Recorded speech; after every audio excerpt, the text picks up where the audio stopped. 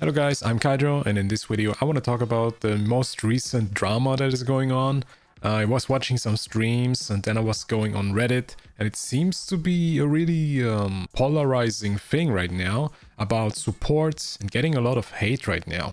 As for example, this is just one of the many posts from support players with the title "Stop expecting us support players to heal you 24/7 and or to out-heal everything." It sums up for a lot of people the experience. It's a really interesting topic right now because since Overwatch 2 came out, I think the game got way faster and everything dies faster, so that also means it's more obvious if the people don't get enough heal or if they die really fast without getting any heal. Most of the time, the supports don't even have enough reaction time to do any healing on you. But right now, this is a really polarizing topic and I wanted to talk about it. This is gonna be more like a chill video and I'm gonna read some comments and Reddit posts, and I wish you guys would also comment in the comment section about your experience as a support. If you ever played support, did you get a lot of hate on like these people as well? I'm just gonna read this Reddit post first and then we're gonna talk about it in general because I also made some notes. So this guy's saying, for example, I got a lovely Roadhog one trick that even wished us good luck at the start and kinda got tilted for some reason because I wasn't healing him enough. With 12,000 heal, I watched the replay, he barely used his own heal. Really interesting note. That's such a classic thing for people, for not playing their own character right and blaming other people then. But let's continue reading this. At some point he dies because he tried flanking. I res him with some teammates to protect/make space. We regroup together, but then the enemy Hanzo used Dragon. I pop Welk to keep the team alive, and our Roadhogs somehow manage to go to the opposite way and go through the whole Dragon. With all of our teams heal on him, Annonate shot, Welk seal, his self-heal, he barely made it out with 12 HP. In front of the whole enemy team. This is a really epic moment that he's describing. Luckily we won the fight right after, but in the meantime he was trash talking about his healers. I know that Mercy Anna is a high heal comp, but come on. Even with every heal possible, there's no way you could survive an entire dragon and the entire enemy team. Don't be this kind of player, there's no point in healing at that weight. Very nicely said. I also think this is not only a support thing.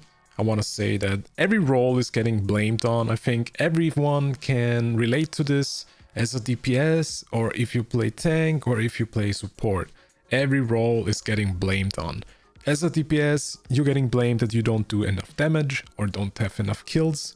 As a tank, you're gonna get blamed on that you also don't get enough kills and damage and also are not tanking properly and making them focusing you, etc, etc.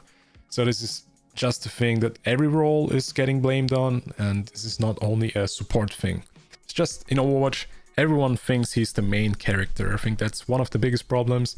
Everyone thinks they're the best player in the world, and because of their death, they're gonna lose and blame their whole team because they are not alive, and the whole team is gonna lose now because they're not alive. But it's not true, guys, okay? It's just a really interesting thing because in Overwatch 2, everything just dies way faster, and I think it's easier to blame the healers now than it was in Overwatch 1. In Overwatch 1 there were way more shields, everything took a long time to kill because everyone had more CC, everyone had more tank abilities, and there was also one more team member to protect you or whatever. So this makes a huge difference as an experience for a support player as well. And I want to show you guys one example that I have here where I was playing Hanzo the whole game, but at the end I was switching to Bastion because Hanzo wasn't working.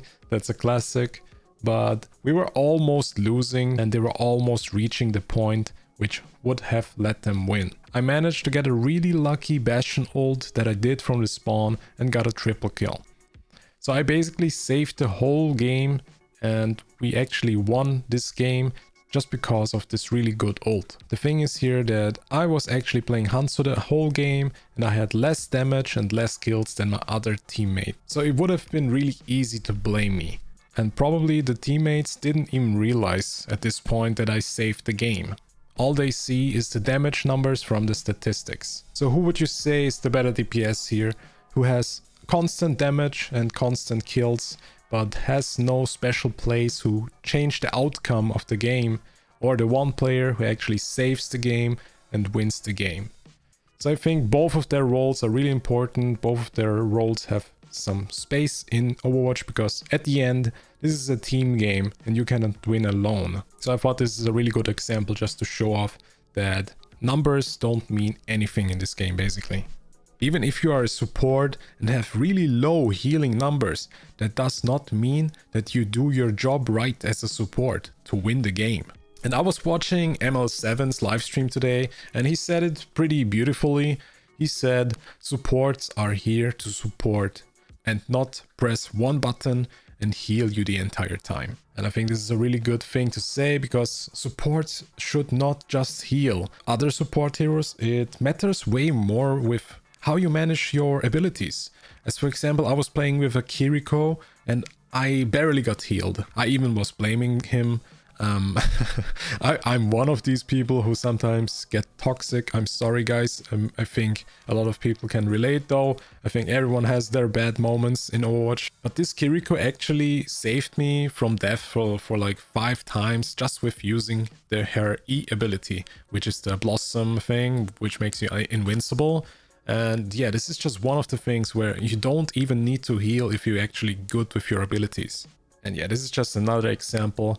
I thought it's just a really funny topic right now, because the easiest to blame are the supports right now. If you don't win, it's because you die, and who's the one who lets you die? It's the support. Even if you go in as a DPS alone, you can still blame your supports. Let me read some comments now in the Reddit. I think this is gonna be interesting.